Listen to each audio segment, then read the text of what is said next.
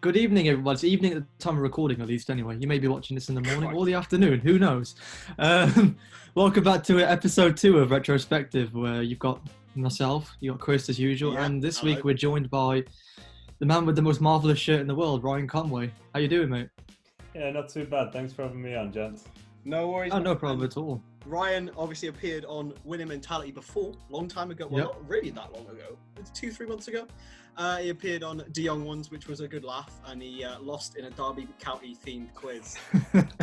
Oh dear. Which Adrian Keita definitely didn't gloat about at all.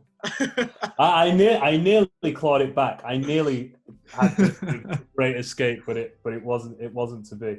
It wasn't to be. It was good fun, and we thought, why not have the Athletic's very own Derby County reporter, whatever. What's your title? Derby County Correspondent for the Athletic. Derby County Correspondent for the Athletic. So, has Karim kick us off with our questioning, mate? So obviously, we know that you cover Derby County for the Athletic, so just sort of give us a lowdown of what you've been up to recently with that, or just in general what you've been doing, really. It's been interesting because I'm not a Derby fan, and so learning about the club was probably the biggest challenge. Is learning not only about what they do or the team that they've got now, but probably the last decade, so you can get a good thread over what's been happening, not just on the pitch, but behind the scenes and all that sort of stuff. So that was a challenge, and going even further back than that, you have to learn the very pivotal moments in their history, going back to the 70s, their FA Cup in the 40s. So that was steep, a lot of books and a lot of time on the internet researching. That was steep. In terms of recently what I've been getting up to, well, sadly, due to goings on in the world, it's been a case of trying to find engaging content. A few interviews I've popped out there. I spoke with Darren Bent recently and George Burley.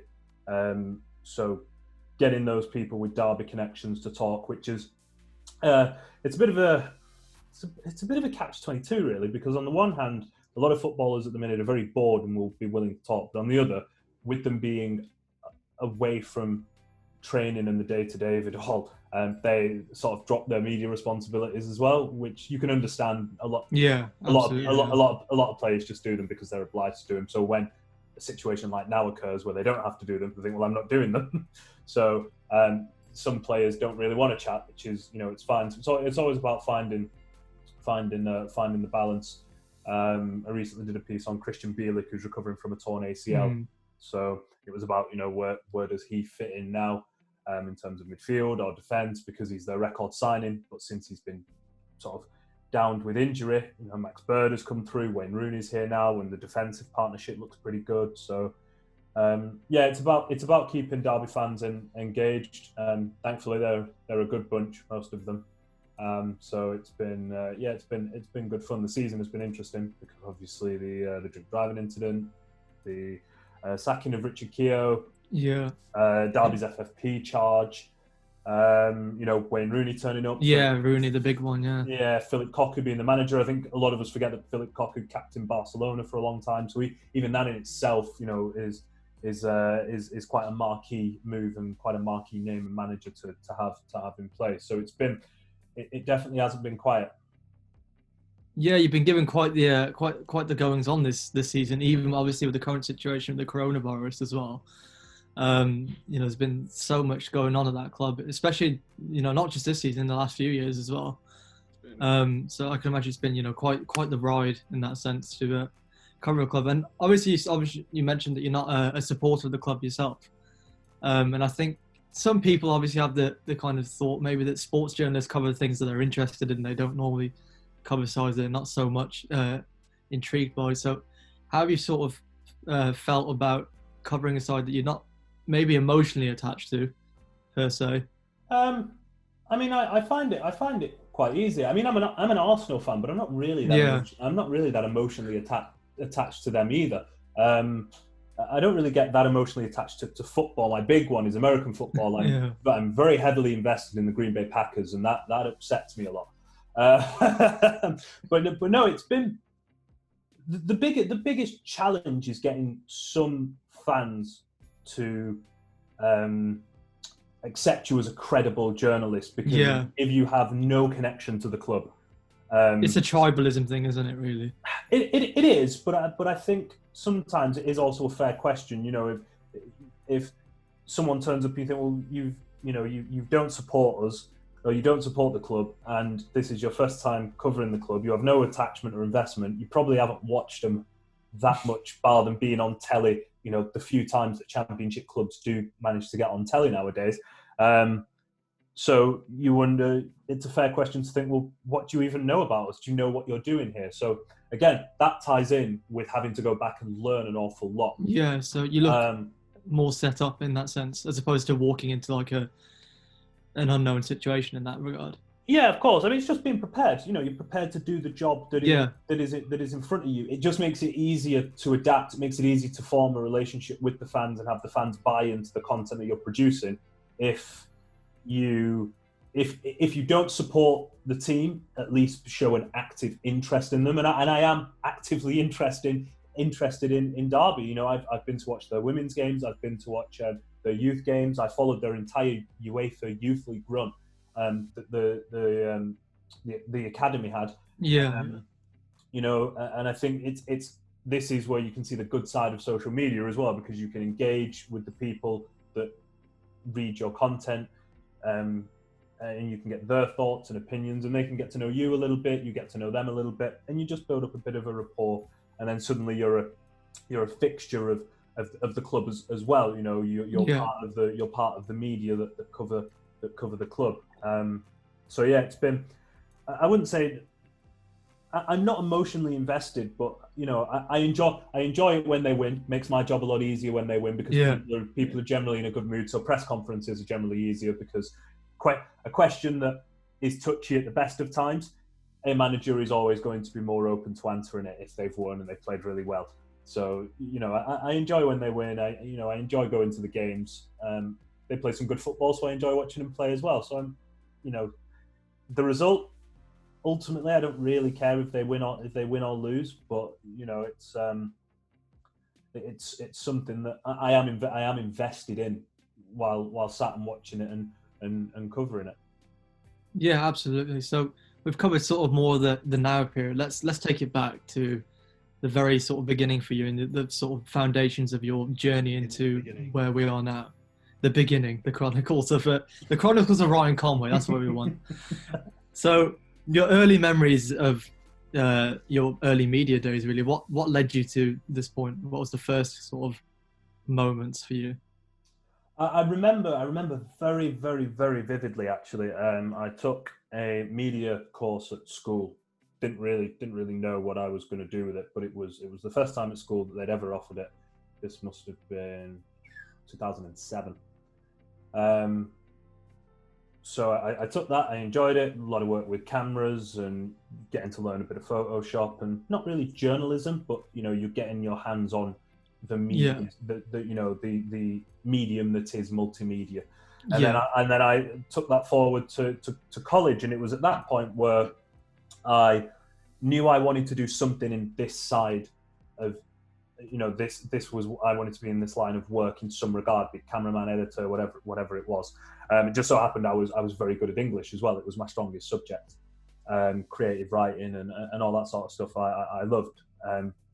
But I actually remember a teacher. I misspelled. What did I misspell? I misspelled the word grease. Oh man. Which version of the word grease? There's a lot of them. I misspelled as in like chicken grease. All right. I misspelled the word grease, and I remember very vividly my tutor at the time looked at my paper and she said, "You'll never be a journalist." Oh man. And I was like, all right, we'll see about that, because I'd spelled a word wrong. So things like that always fueled me, because you know, especially things like where teachers, you're meant to build kids up, and that massively knocked me back. So things like that always fueled me. I've always been someone that's had a chip on my shoulder that I've needed to fuel me to go forward. The same my first year of university. I didn't really fit in uni. I was one of I want to say 2 people of colour in the class. So I physically looked different. I physically talked different. I acted different. I had very different interests from the rest of my fellow students. And none of the teachers looked like me either. So I never really felt like I fit in there. And I ended up dropping out of uni. I in my second year, passed my freshman year, dropped out in my second year. I was diagnosed with depression, the stress of it all, and the stress of it all, the constant worrying about not fitting in, and it wasn't anyone's fault. I was just very conscious of it, and I think that affected how I interacted with people, which then affected how they interacted with me. So I was very conscious of it all, and the workload was picking up, and I just couldn't juggle it. So I ended up failing my second year of uni and having to go around and do it all over again. Well, from year 2 onwards.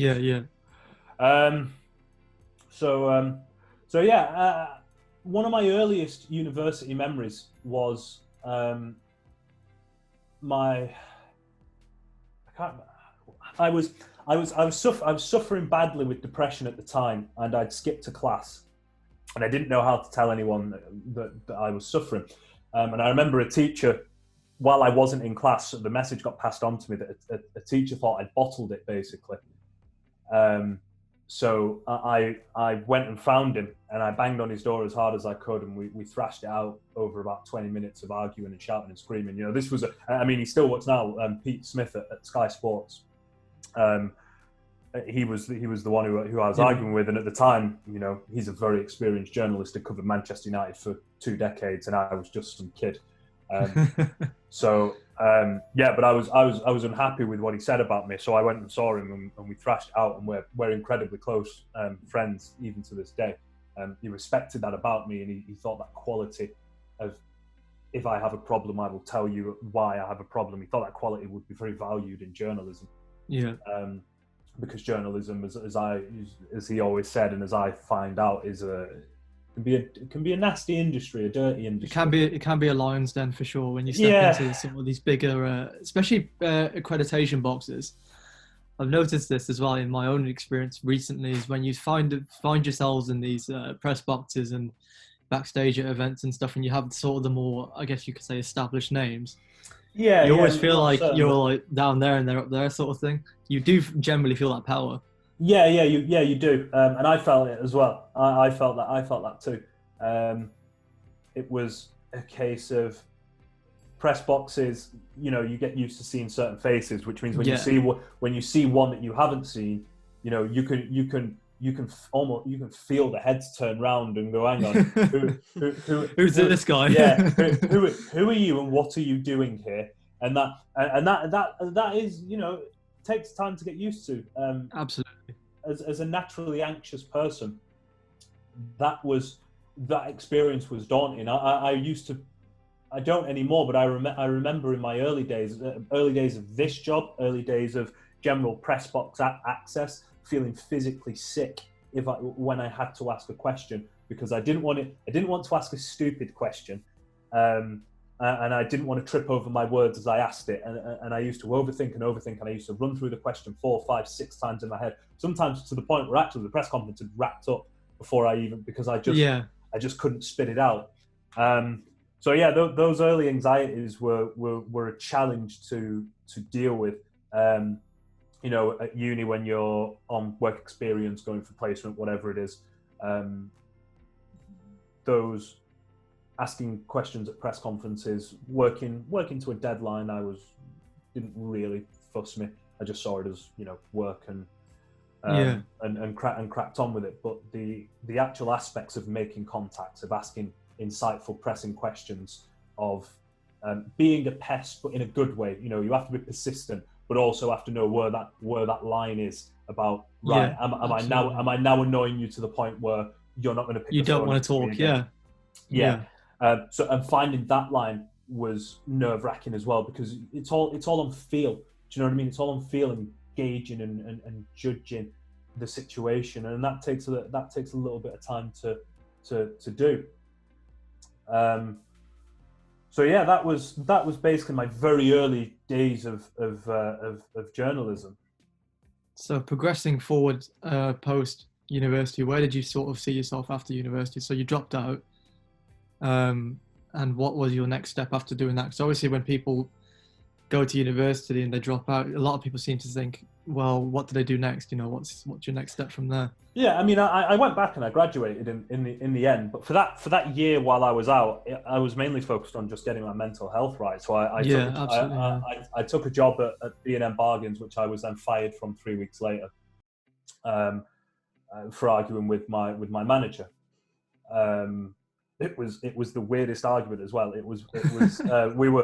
She was unhappy with where I'd put the big cage of confectionery that I was putting out onto the shelf. She was unhappy with where I put it.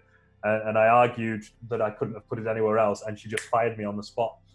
Wow. It was pretty cold. She was a dreadful boss. So yeah, I took a job there, got fired from there. Naturally, didn't do much for my mental health. Being fired from a job, being sacked from a job, that wasn't great for me. So yeah, I ended up just sort of getting my head right. And then once September rolled around, I came back in with renewed vigor and went back at it, which was much easier for me to do that time around because I pretty much knew what was coming, and that helped the transition into the third year as well. By which point you were on placement. I did my placement with the Huddersfield Giants, and my boss James Brammer was brilliant with me. He understood that I had some struggles, and at times needed to be treated a little bit differently because of what I'd been through, and he was great with that. He always treated me fair. You know, if I took the mick, he would never just let me take the mick and not pull me up on it. But at the same time, if I needed an arm around my shoulder, a bit of love, he was always like that because, that was how to get the best out of me. So I did my work placement with the Huddersfield Giants, and then got a social media role with an amateur rugby club called Shawcross Sharks. In fact, I actually got that before the Huddersfield Giants. That's how I got the Huddersfield Giants gig. Never watched a game of rugby. Had never watched a game of rugby in my life until I turned up to Shawcross and was doing the minute-by-minute updates on Twitter. So I'm now tasked with providing insight, to people on what's Twitter going on, yeah, on a game that I've never watched. So, and I love rugby now. I love rugby league, but I'd never watched a single game of it until I turned up on that Saturday, Shawcross Sharks, first game of the season, and I had to do a minute by minute. And I had to stand next to one of the players who was on the bench whenever, the rolling sub and a player came off, and I had to stand, what's that called? What's that? Why did the ref blow that whistle? And I was essentially like doing that and learning on the job. I can't speak highly enough about my time at Shawcross Sharks. I grew up so much there. I was even threatened to be sued there because of some not inaccurate reporting, but the way I worded it legally was a bit of a hornet's nest. So even those bad experiences, I needed that. I needed that, and Shawcross helped bed me in with that. I did that job for 18 months, and I have only good things to say about it, because I sort of tweaked the match day program a little bit. When I got hold of it, it was a little bit bare and boring, and people were paying, I think, £152 for it. You want to make sure it's worth paying for. So I started doing player features. I started doing more in-depth stuff on the teams. Started doing more news features for the website, and I would do a sort of weekly breakdown then in the program of just, in case you missed it, this player's injured, this player's coming back, they've signed this new sponsor deal, all that sort of stuff, just to make it so that people wanted to pay the £2 for the program and have something decent to read. I changed how they engaged on social media and all that sort of stuff. And so again, we were good for each other. They needed, they got the publicity, and I got to learn a lot of very valuable lessons. And then I made the transition to do my work placement with the Huddersfield Giants. So then after I graduated, I had nothing. I went and lived with my dad for 3 months, and I worked at Gap as a sales intern. Yeah, just as I tried to find a job in this industry. And then 3 months later, August, September, October, no, two months later, I end up moving to Leeds to get a data job with Perform, who then had the umbrella of Omnisports underneath. And I thought, oh, that's great, because I can then do some work experience there. So yeah, and in that period, I'd lost my mum. She passed away, so I was then grieving whilst trying to learn a new job and trying to get work experience and cut my teeth in that area. So that was all very difficult. But you just continue to rack up experience. If there was a sports desk of freelance work going or work experience work going, you know, I would nearly always take it to the point where I was always exhausted at the end of days, because I was effectively working 2 jobs but only getting paid for one of them. Yeah, so it sounds like you had quite the early formative years in that sense, between university and obviously landing your first job and everything sort of in between. So obviously that, I'm guessing a lot of that helped form a lot of the strengths that you now have within the industry itself, and you learned a hell of a lot in that period of time. So obviously post-Perform and Omnisports, you've been, I guess, sort of dotting around different jobs since. I mean, obviously we mentioned you wrote for Prost with us for a little bit.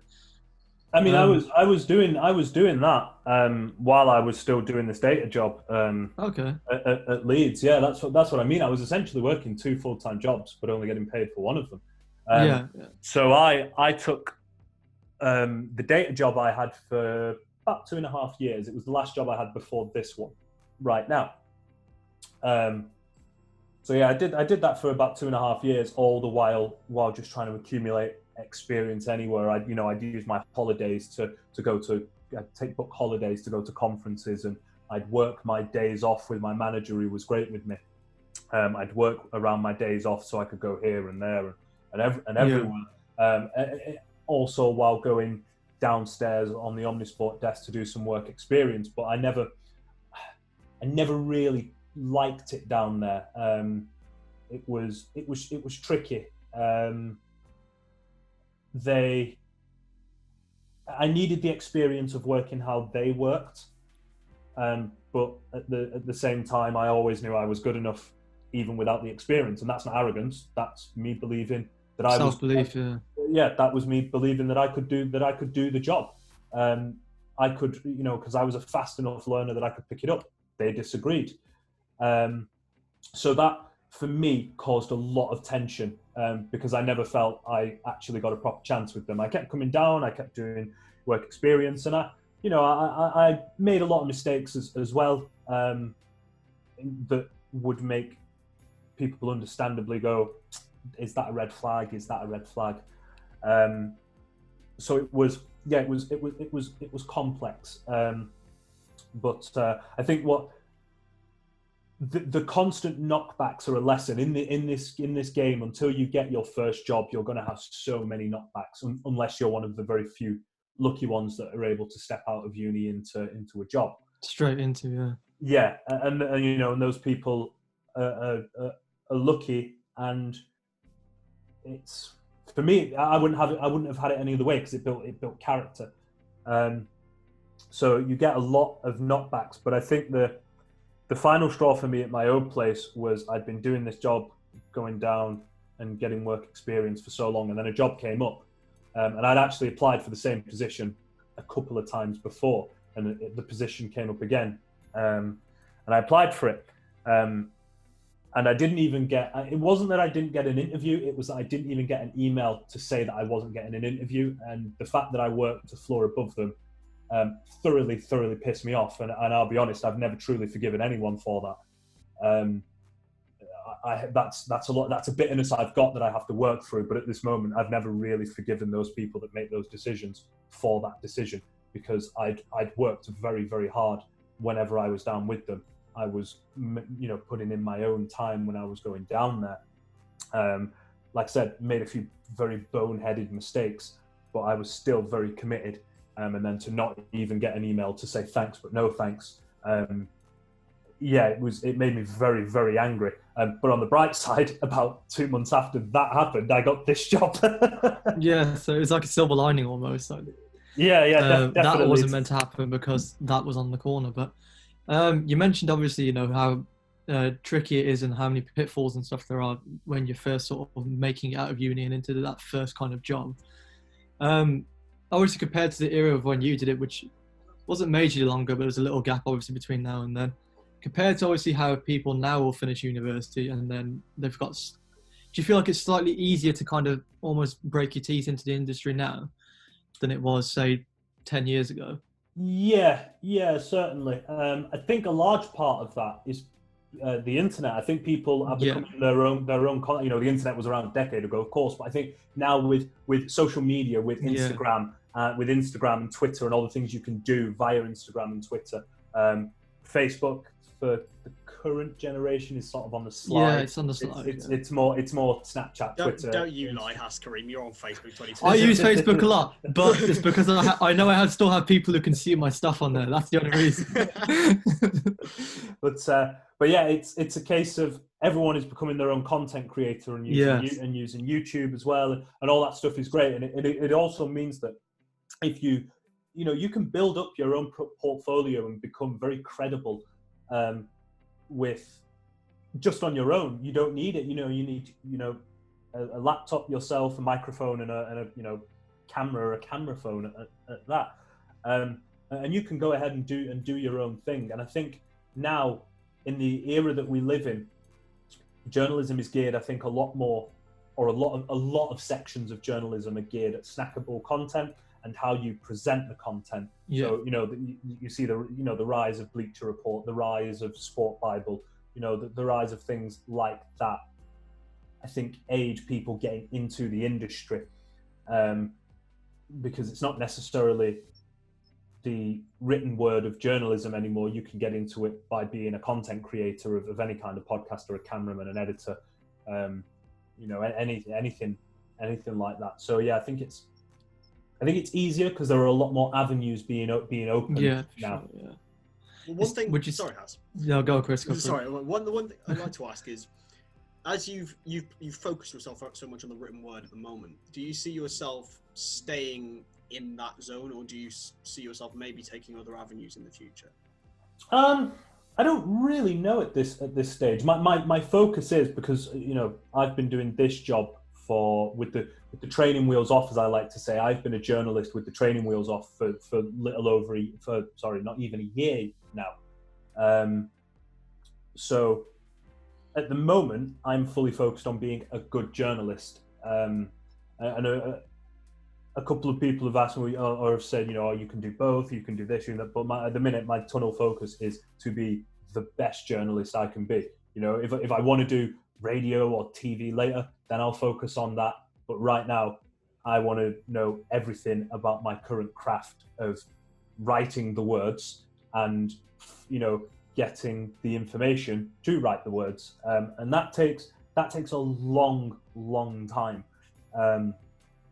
And as I'm discovering, because I'm an impatient person, so it's going to take a while. I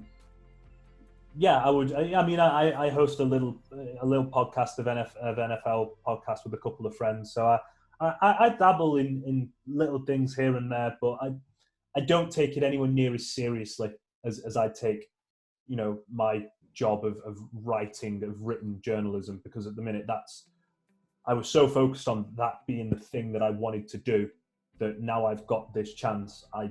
Right now it's looking at elsewhere is not really a focus. That's not to say it won't become one, but in this moment, nah. Yeah, no, I think definitely now, especially with the younger sort of generation coming through, whatever avenues they come through, whether it's just being a content creator, whether it's coming through university courses and having developed those sort of skills along the way, you have to be a bit more of almost like a Swiss Army knife nowadays, with the fact that you need to be able to photo edit, you need to be able to use, Premiere Pro, Final Cut, whatever people are using, and still be able to write to it, a strong sort of degree at least. So do you feel almost like people who are specified in certain things are it's almost becoming a bit like a dying breed in that sense? So as opposed to people just being very good writers on their own now, they're having to focus on being able to do all these other things at the same time.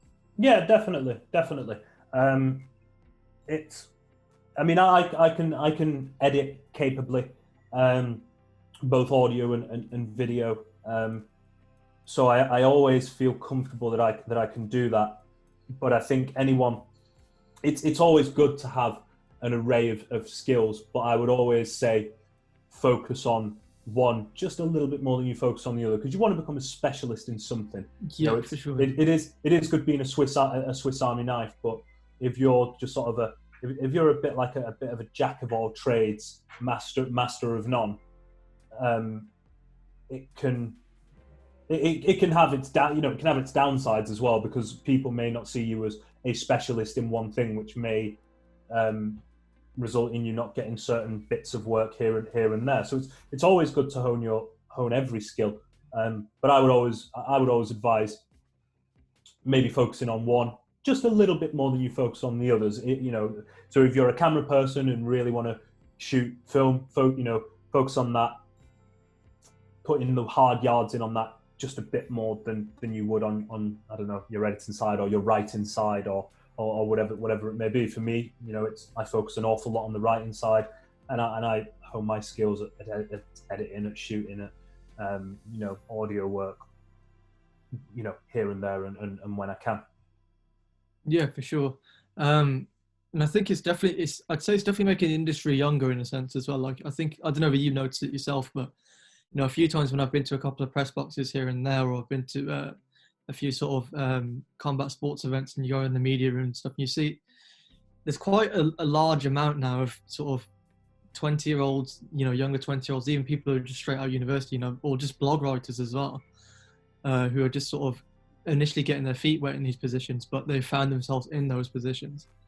So do you feel like as if it's getting a lot younger in the industry now? Like there's more fresh blood faces, if that makes sense. Yeah, and I think it's necessary. It's necessary as well. I think for a long time this industry was almost it was almost like an exclusive club that you had to be a part of to be accepted. You had to be a certain age, certain race, certain sex, certain gender. Yeah, all that sort of stuff. And I think now with the industry being more open, it has allowed more young people to be a part of it, more women to be a part of it, more ethnic minorities to become a part of it. More people of different sexual orientations to become a part of it. So, yeah, I think it's that change is necessary, because the world that we live in the most diverse and inclusive society that has ever existed. But yeah. I think at times we forget that, because sometimes as a society we act like we've never had it so bad. But we live in the most diverse times on planet Earth. So journalism needs to reflect that across the board, in terms of your socioeconomic status, your background and all those things. Journalism has to reflect that. Otherwise, how can you claim to be impartial and unbiased and represent, these communities if you are not from these communities, or if you don't have an understanding of what these communities are about? That's the challenge that journalism faces. It's starting slowly to do a better job of that, especially in the sports sector. I can't comment on other sectors because I don't work in them, but especially in the sports sector, it's starting to do that better, slowly but surely. But it is getting there. It's necessary. You need that more diverse newsroom to get a more accurate picture of the world around us today. Yeah, absolutely. And on the topic of modern society, we'll shift over to The Athletic now, which is where you find yourself. It's quite a new platform, isn't it? The Athletic? It's only been around, is it a couple of years, I think now? Less than that? Yeah, no. It's been around 3. I think this is going to be its fourth year, because it's first year in the UK. Oh yeah, in the States, of course. Yeah. So in terms of obviously shifting over to the UK, so it's quite a new platform, which I know. I mean, myself included, when it first emerged here, I wasn't actually quite aware of what it was. All I saw is they were picking up a lot of sort of known writers within the UK sports journalism scene. They were pretty much picking up everyone and everyone. What is, obviously, if you were to explain it to the listeners and the viewers what the Athletic is to you, I think that'd be quite interesting from someone that's actually within it. The way I describe it to everyone that asks me what it is I describe it as Netflix but for readers, or sports readers. We are not funded by ad revenue, so we ask our readers to pay a subscription fee. Now, the challenge is getting people to pay for what they're used to getting for free. That is a challenge, not just with us. That is a challenge in literally everything in life. You used to get something for free. Suddenly someone wants to charge you for it. You need to be convinced as to why you should pay money for it. Yeah. So, that's not us. That's life. It's like, getting free samples at like a supermarket, free samples of whatever it is. And then suddenly, or they're £1 and you think, well, I'm not paying for them. Getting free samples of cookies and then thinking, well, I'm not paying for the actual thing. It's tough because humans are cheeky. They want everything for free, or to not pay as little as possible. So that's the biggest challenge. So when you log on to our website or our app, there's just no adverts. It is literally just words and pictures, to help tell that story. I was a fan of it before I got hired. I knew about it. I knew what it was. I knew what it was all about before I started working for them, because I'm a big American sports fan. I love my NFL and NBA, so I was already reading it. And they do so, and now we've got podcasts which are in front of the paywall. You can listen to the podcast without having to pay for the subscription. And we've got on the American side, we've got a lot of video content as well, which is I think, again, before I even started working, I was consuming and watching because it was fascinating how they shot them. It's geared towards long form articles. It's geared towards longer storytelling. So a lot of the things that you see now are quick hits to get clicks, to get all that sort of stuff. Of course, part of it for us is about getting social media traffic. It would be a lie if I said it wasn't, but we don't. Not everything, we don't do misleading sort of information, and we generally tell a much broader story than I think you would typically find in a journalistic landscape that is now geared towards cranking content out a lot more rather than spending a bit more time to get a more in-depth story. Because it does take time, and a lot of journalists these days are at the mercy of needing to get a certain amount of traffic that is being driven, and we're not at that same mercy. So we don't have to. We can take our time with a lot of different stories, a lot of different angles, and that's normally what we do. So yeah, like I said, it's different. Some people love it, some people hate us.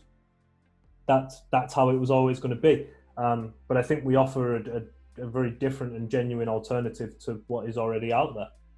Do you for think, sure. Sorry, House. No, it's just agreeing with what you're saying. Do you think that it's healthy for the journalism industry having the Athletic in it? Yeah. People act like it isn't.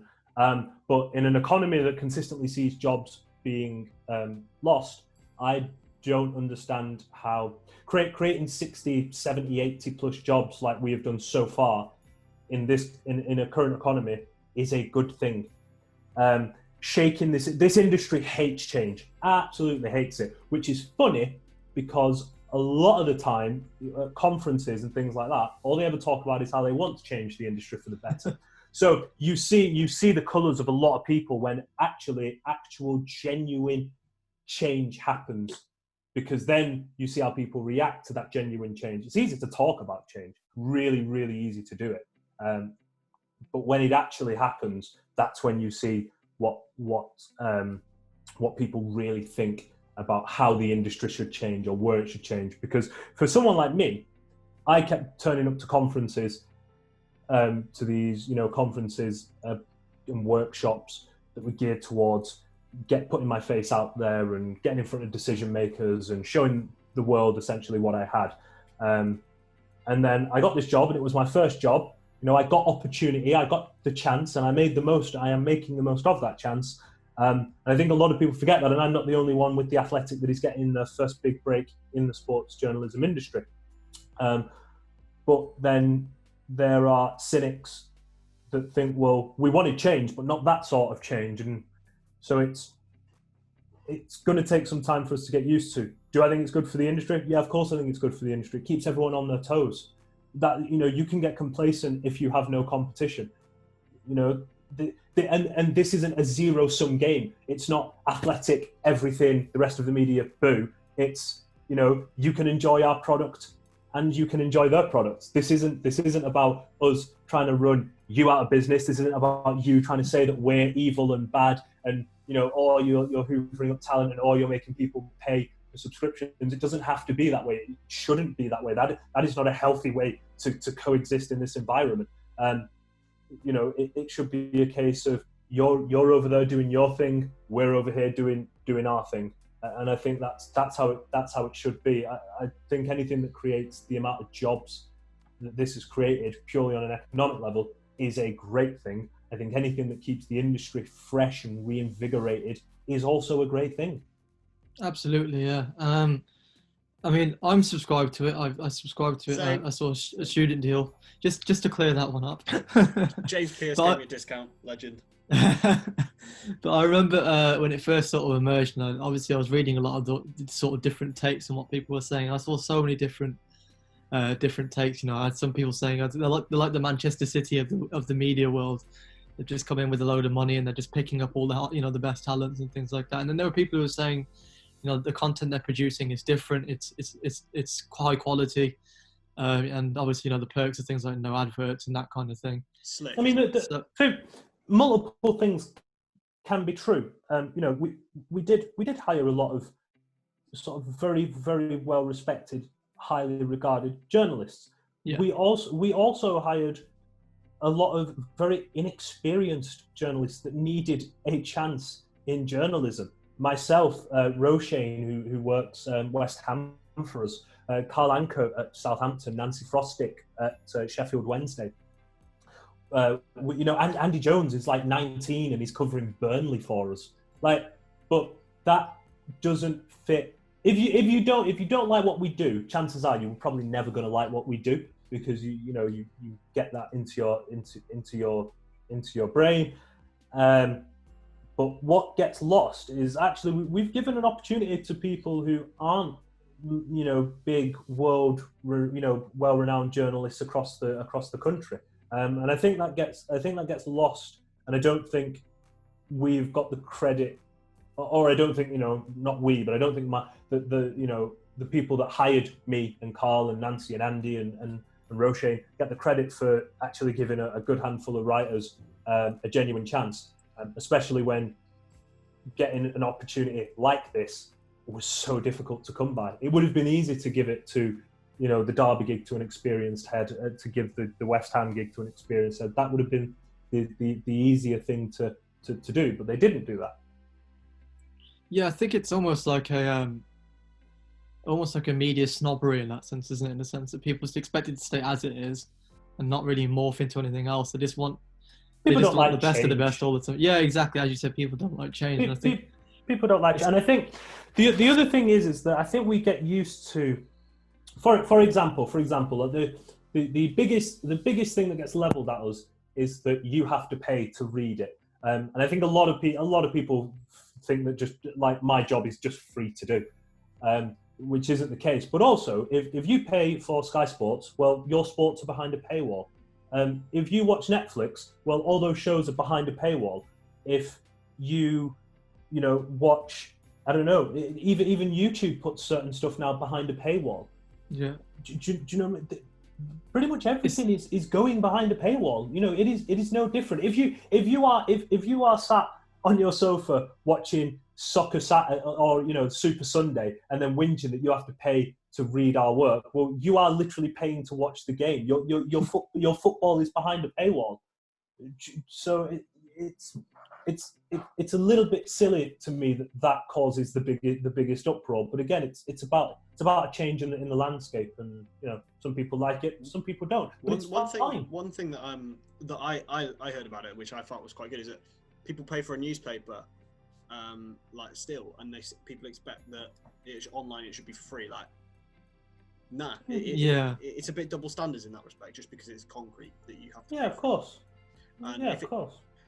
And one more question I'd like to ask you about The Athletic, Brian, is that do you think that it may have given more life to, say, the longer pieces, because it's getting much more of a clicky generation? You have to get clickbait, get the traffic over to the social media sites. Do you think it's given a lease of life, really, to the creative and longer features that you do? Yeah, I think part of what we did was good. We forced other outlets to adapt, which then forces us to keep our standards high. This is why I think it's a good thing to have that kind of competition. It doesn't have to be a zero-sum game at all. We focus on longer form stuff, which means that the local journalist thinks, well, to not lose our readership, we need to adapt.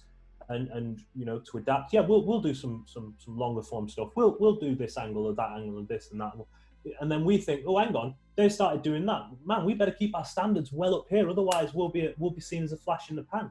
It's one hand washes the other, and let's not act like The Athletic invented long form journalism. It didn't. I think we just made it more mainstream.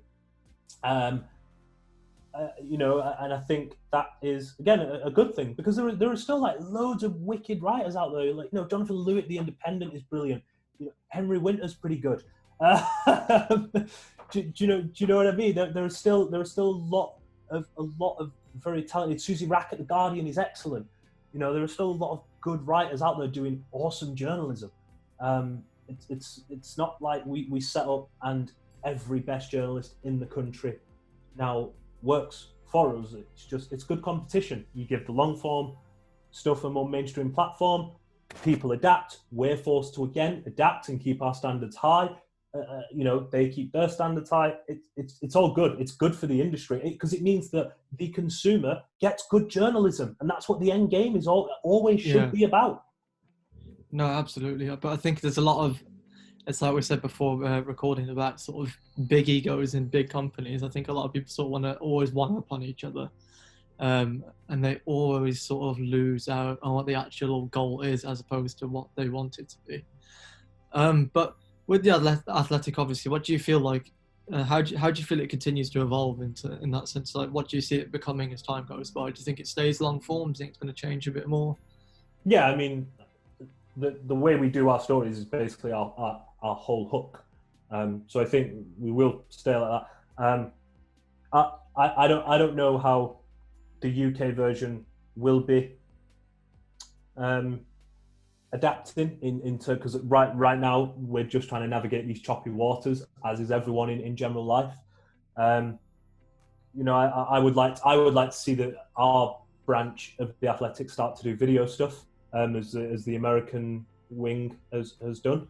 Again, these things take time. We recently launched our podcasting platform, which was awesome. For me personally, and we've done little bits here and there, things like Carl Anker did a thing on footballers and haircuts.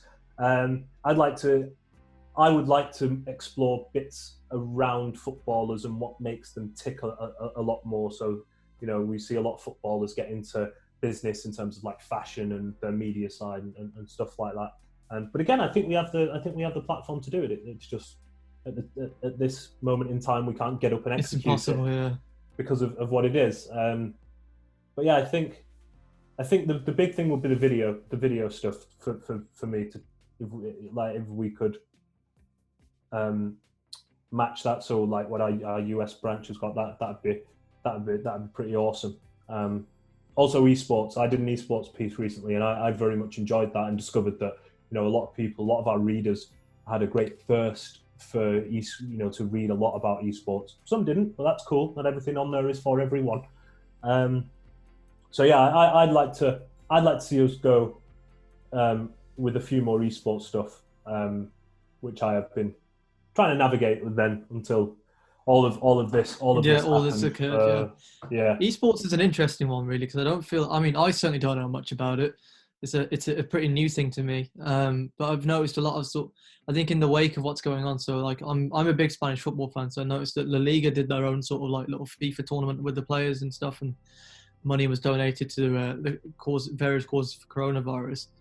But in terms of esports, I mean, what are your thoughts on that generally, and how people sort of almost look down on it? Yeah, the piece that I did was very eye-opening because I never looked down on it. I watch the Madden Championships when they're live, and I tune in for a few FIFA bits and a few Call of Duty bits. I wouldn't say I'm a dedicated follower of it, but I certainly didn't look down upon it. But even doing that piece, I learned a lot. Like, you can do a university course in esports, a genuine one. You know, you can get a BA Honours in esports, and they teach you everything from things like sports science to game technique to dietary requirements to psychology. You know, it's a lot deeper than crazy, isn't it? Yeah, it's a lot deeper than just some teenager picking a pad up and going through 8 cans of Mountain Dew and, you know, being really good at FIFA. Yeah. There's a lot of depth in it. Some of them train like real athletes in terms of their eating diet, you know, because their reflexes have to be razor sharp, and you don't really think about that when you just don't. watching it happen. You know, players have agents like real footballers do. You know, they have agents that organise their dates and you know the media opportunities that they can do and all that sort of stuff. It's an industry that is booming, absolutely booming, and it will only get bigger because we, you know, the generation right now, the younger generation now, and even sort of say from my generation going forwards, are brought up with technology. So this industry isn't going to go anywhere. It's just going to get bigger. I think the flack that it gets is very, very unfair. You know, people will say, well, I don't understand, you know, what sort of grown man or what sort of grown woman would want to play esports. Well, the answer is, you know, an adult that enjoys video games. And again, in terms of an economic thing, it creates a lot of jobs. Like, you know, a lot of kids, you know, a lot of youngsters that don't really know what they want to do with their life, but have a passion for video games, have a passion for FIFA, can turn that into a career. That is awesome. Why would that not be good? You know, so I think it gets a lot of unfair criticism, but it's stoked by, I think, a lot of flames, a lot of political flames of, you know, playing video games or too many video games is bad for your child and this, that, and the other, and a lot of general fears of people not understanding how the medium of video games and esports has evolved. Yeah, I think a lot of people kind of look at it and think, well, how is it? And I think they see the money in it and they think, how is it possible that something like that is generating so much money? And then, obviously, you know, you've got other figures who may not necessarily be to do with esports, but, you know, obviously your figures like Sidemen, those kind of guys, where they've all kind of made their careers off of playing FIFA, essentially. I think a lot of people don't actually realize just how much goes into what they do on a day-to-day basis. You know, as you said, you know, the fact that they train like real athletes, they go through all these situations and stuff. You know, they do work hard at it. Maybe it's not to the same sort of working hard that people see in terms of grafting 9 to 5 sort of situation, but I think that's also sort of the council culture and stuff, just in general in society as it is now. If someone doesn't like something, you can make it similar. It's similar to the athletic thing, I think, because it's people like and seeing change. Like, because as I say, with like newspapers, you pay for your newspapers because it's not, say, the traditional, the real way of doing things, so to speak. I don't think it's as well received, which I think is, quite frankly, a load of bollocks. Yeah, I mean, it's again, like you said, people don't like change. People, there is a generation of people that don't understand why someone would be paid a lot of money to win a FIFA tournament, because to them it's just a silly game. Whereas actually, it's, you know, it's like, well, you know, if you can market this silly game, then yeah, there is a lot of money to be had out of it, because it's all about how you market it. It's all about, you know, because the production that goes into creating this tournament is wild, you know, and it gets a serious following.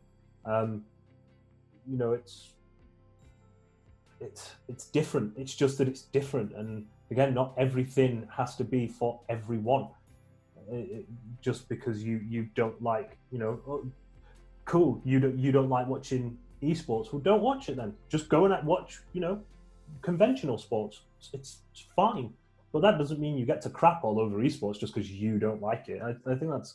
I know that's just not that's not esports. That's life. You know, don't crap on something just because you personally don't like it, because there is a reason that thing exists and continues to exist, and it's because a lot of people like it and enjoy it. Yeah, no, absolutely, man, absolutely. And in terms of obviously yourself, and obviously speaking and moving forward, what do you feel like is your next steps over the however many years in the next 5 to 10 years? Do you reckon you'll stick with writing and things like that? Do you reckon you're going to branch into anything else that sort of catches your attention? No, you know, for me, it's going to sound really like cheesy, but I'm living the dream. I don't understand why I would want to leave this job anytime soon. You know, I uprooted my family and moved us to Derby, so I'm probably going to be here for a minimum of 5 years. You know, and then beyond that, who knows? But I didn't move up here to just do like one season here and then knock it on the head or start looking elsewhere. My big goals are to get better at this job. So I want to win awards for my work. Whether people see that as a I don't know, bit of a selfish thing or whatever it is, you know, I want a bit of hardware that says yes, you did a very really good thing and your peers appreciate that, because that's a big deal, and that would just be a thing that would cap off again. It's just part of the journey. You know, so yeah, I want to be able to win awards for my work, because it also means I'm good at my job as well. So that's always fun. But yeah, I think for me, I just want to continue to get better at this job, because there's still a lot I don't know. Yeah, you know, I'm still pretty wet behind the ears. I've learned a lot, but there's still a lot I don't know. So yeah, for me, that's the big thing. I'll be here next year. I'll be here the year after that, still covering Derby, and the year after that, still covering Derby. You know, 5 years time, 10 years time, we'll see. But I'm in no rush. As a journalist as well, I'm still considered young. You know, I'm 27. You know, I'll be 28 in a couple of months. So I'm still really young. You know, journalists now work, you know, well into their 70s and yeah, so on. no, So definitely. I'm in no rush. No, definitely, absolutely. So obviously, you know, if you were to think back to, you know, your younger self, would you say that if you were to watch your sort of progression over time, would you say it's played out as you expected and as you wanted it to? I wouldn't say it played out as I expected it to, because I think, like a lot, I was naive. I thought, well, I'll do this course and then I'll graduate and then I'll get a job in sports journalism and then I'll write about Barcelona and Manchester United and life will be sweet. You know, and all the managers will give me all their phone numbers and we'll chat all the time about how much we love the game and love each other. No, it didn't go how I was expecting it to go. But that's the best bit. Like, that's the best bit. It's a whole adventure. Do you know what I mean? This thing is gonna kick your ass. You know, it's gonna stomp you down, and you have to keep getting back up if you want to be in this industry. If you really, actually, genuinely want to be in this industry, you got to keep getting back up, because it kicks your ass. It knocks you down. I wouldn't change anything about the journey that led me to this point, because man, I got put on my ass a lot. But it's always about getting up, and those mental scars, emotional scars of, you know, having to keep going again and going again and going again and going again. Well, it turns out that persistence is really handy to have in journalism. So it teaches you how to be that relentless about something. So no, I wouldn't change. It didn't go how I was expecting it to go, but things in life rarely go how you expect them to go. But I wouldn't change any of it. So obviously you mentioned the persistence thing. So if you were to go back and advise your younger self, I'd imagine that'd be the sort of message you'd give yourself, is make sure that you got a hardened chin and take each blow as it comes. If I were to give any advice to my younger self, I'd tell him to not take things so personally in this industry, because I think that's, you know, that you will get knocked down, but I think what used to knock me a bit harder was I always took it tremendously personally. And I did use it to fuel me, but at times it did also hold me back because of fear. Because if I were to get rejected or not back again, I'd take that really, really personally, and it'd make me more anxious or fearful and things like that, because I just couldn't keep standing the rejection. And you mentally think, is it me? Is it just me? You know, is it? So I'd tell him to not take things as personally. You know, take them a little bit personally to use as a chip on your shoulder, but don't let that thing consume you, because it can be detrimental to you as well. No, that's very good advice. I think that's a good way to wrap it up. I think Absolutely. Thank you. I've definitely learned a lot. Absolutely. Definitely. Thank you very much, Ryan, for coming on. It's been an absolute pleasure, my mate. Nah, absolutely. Don't worry about it, lads. I appreciate it. Thank you. And maybe tell us where we can find yourself. You know, whether it be on YouTube, Twitter. Mean, most of the audience is going to come from him. So. We know.